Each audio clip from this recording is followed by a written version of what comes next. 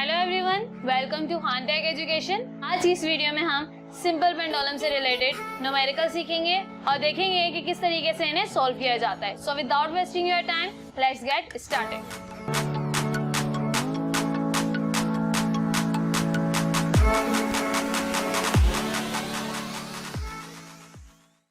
So start करते हैं। First question हमारे पास यहाँ गिवन है, बट फर्स्ट क्वेश्चन से पहले हमें ये पता होना चाहिए कि सिंपल पेंडुलम एक्चुअली में होता क्या है। तो यहाँ मैंने एक डायग्राम बनाई हुई है। कोई भी मास हो, इस मास को जो है वो बॉब कहते हैं और ये बॉब जो है वो किसी भी मटेरियल का हो सकता है, कॉपर का हो सकता है, आयरन का हो सकता है। ये बॉब किसी भी मेटल के मटेरियल से बना हुआ हो सकता है। इस बॉब को जो है वो अनस्ट्रेचेबल थ्रेड के साथ हम ज्वाइन करेंगे और किसी भी सरफेस से हम इसे अटैच कर देंगे हैंगिंग पोजीशन में। तो ये क्या बन जाएगा, हमारे पास सिंपल पेंडुलम बन जाएगा।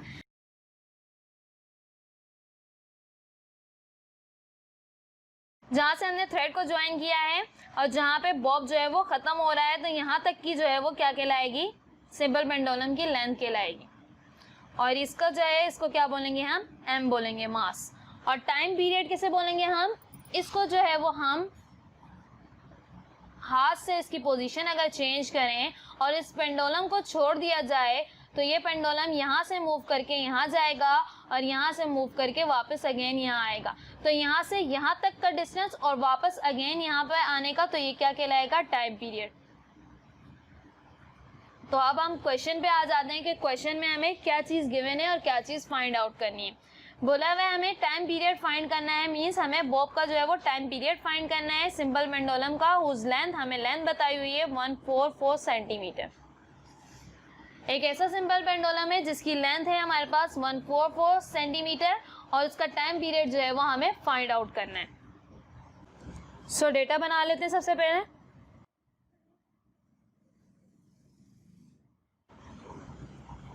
डेटा में हमारे पास जो चीज़ें गिवन है और जो चीज़ फाइंड आउट करनी है, हम लिखेंगे find out the time period. Time period is represented by capital T, ये हमें फाइंड करना है सिंपल पेंडुलम का। ठीक है, लेंथ हमें दी हुई है, length is represented by capital L, हमें दिया हुआ है 144 सेंटीमीटर।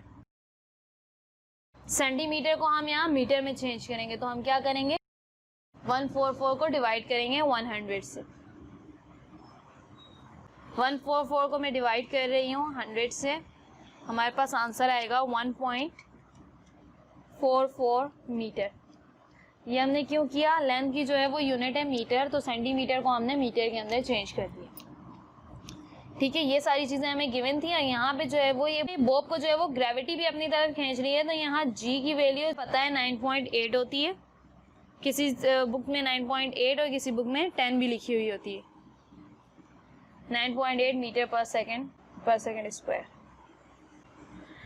यहाँ बॉब जो है वो हैंगिंग पोजीशन में है, तो यहाँ ग्रेविटी का भी फैक्टर आएगा। तो ग्रेविटी की हमारे पास क्या वैल्यू होती है, 9.8 मीटर पर सेकेंड, जो कि डेटा में हमने मेंशन करनी है।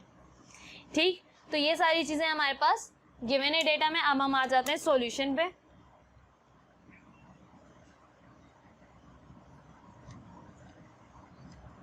सॉल्यूशन में हमें सबसे पहले फॉर्मूला लिखना है। फॉर्मूला क्या होता है हमारे पास, सिंपल पेंडुलम का फॉर्मूला है T is equal to 2 pi under root L over G। ये हमारे पास फॉर्मूला है। अब अगर हम इस फॉर्मूले में देखें तो हमारे पास L भी गिवन है, G भी गिवन है, पाई की वैल्यू तो पता है कांस्टेंट होती है हमारे पास, और टाइम पीरियड हमें फाइंड आउट करना है। तो इस फॉर्मूले को हमें अरेंजमेंट की नीड नहीं है, हम जस्ट वैल्यू पुट करेंगे और सॉल्व करेंगे। आगे प्रोसीड करते हैं। T हमें मालूम करना है, इसी तरह लिखा, तो फॉर्मूले में था, लिख लिया। पाई की वैल्यू कांस्टेंट होती है 3.14, L हमारे पास कितना है 1.44 डिवाइडेड बाय G की वैल्यू कांस्टेंट है 9.8।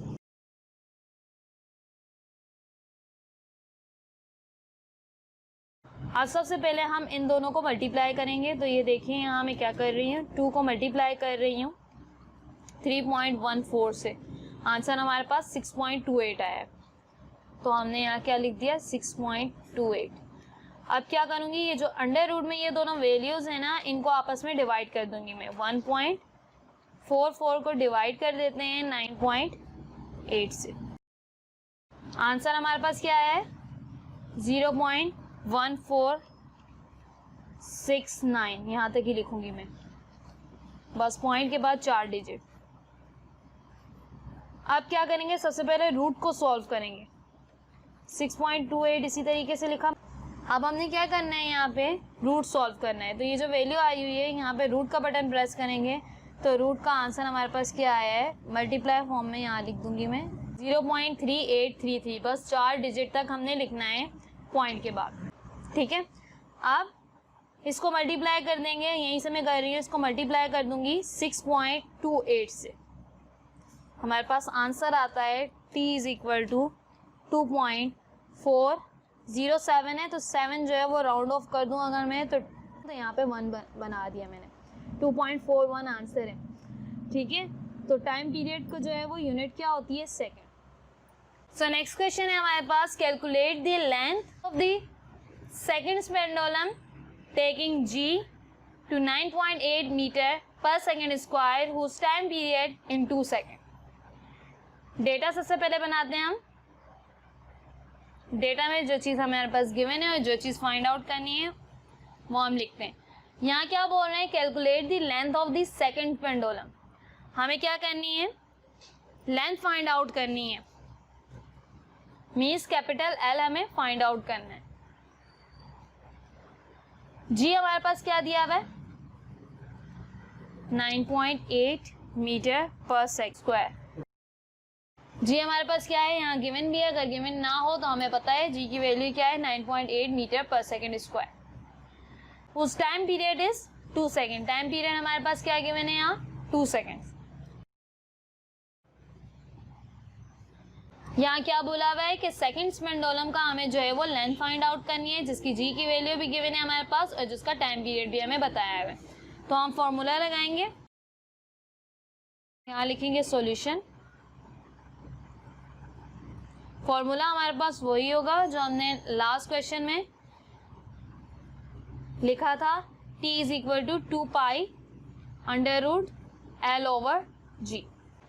तो अब हम अगर इस फॉर्मूले को देखें तो हमारे पास टाइम पीरियड भी हमारे पास गिवन है, लेंथ हमें फाइंड आउट करनी है और G की वैल्यू भी गिवन है।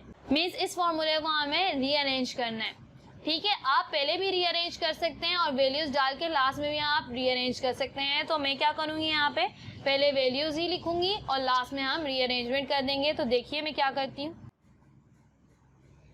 टाइम पीरियड हमारे पास क्या है, 2, हमने 2 लिख दिया। फॉर्मूले का पाई की वैल्यू हमें पता है, पाई की वैल्यू हमें पता है 3.14 अंडर रूट फॉर्मूले का L हमें फाइंड आउट करना है, G की वैल्यू 9.8। ठीक है, 2 हमने लिखा। सबसे पहले इसी तरह इन दोनों को मल्टीप्लाई करेंगे तो लास्ट टाइम हमने मल्टीप्लाई किया तो हमारे पास आंसर आया था 6.28।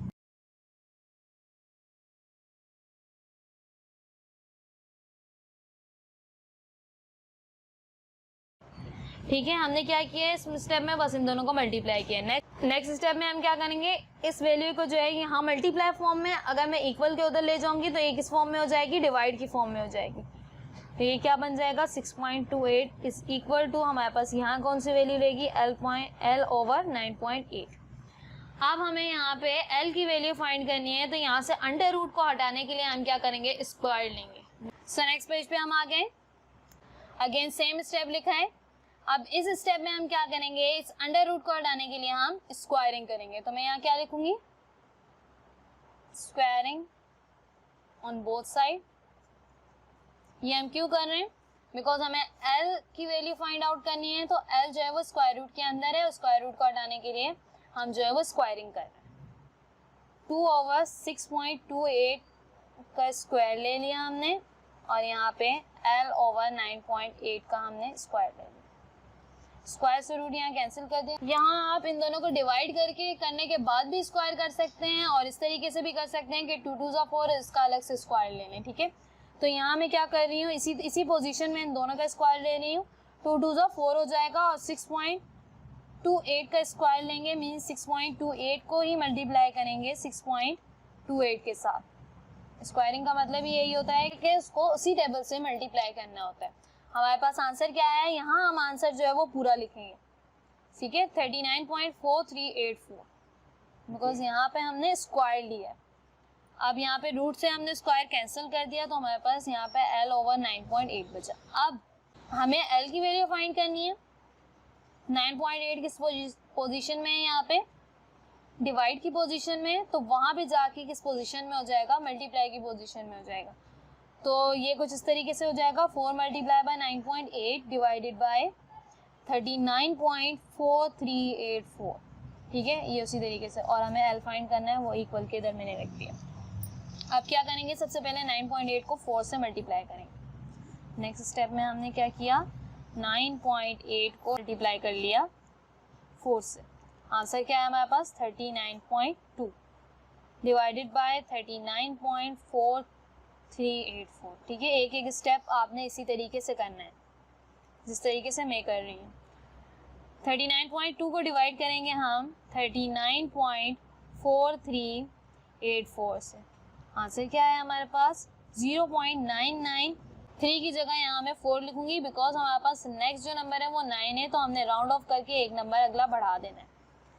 तो आंसर क्या है हमारे पास, 0.994, और लेंथ की यूनिट क्या है, मीटर। तो इस तरीके से हम जो है वो सिंपल पेंडुलम के फॉर्मूले से लेंथ भी फाइंड आउट कर सकते हैं। क्वेश्चन में हमारे पास क्या गिवन था कि seconds,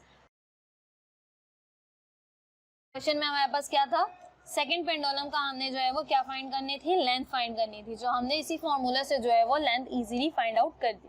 so that's all about today's lecture. आज की वीडियो में हमने क्या समझा है, सिंपल पेंडुलम से रिलेटेड न्यूमेरिकल किस तरीके से हम एक ही फॉर्मूले को यूज करते हुए टाइम पीरियड फाइंड आउट कर सकते हैं और लेंथ फाइंड आउट कर सकते हैं। आई होप आज की वीडियो से रिलेटेड आपके तमाम कॉन्सेप्ट जो हैं वो क्लियर हो गए होंगे। अगर आपको आज की वीडियो से रिलेटेड कोई भी कंफ्यूजन है तो आप मुझे कमेंट सेक्शन में बता सकते हैं। So please like, share and subscribe Khan Tech Education. Thank you.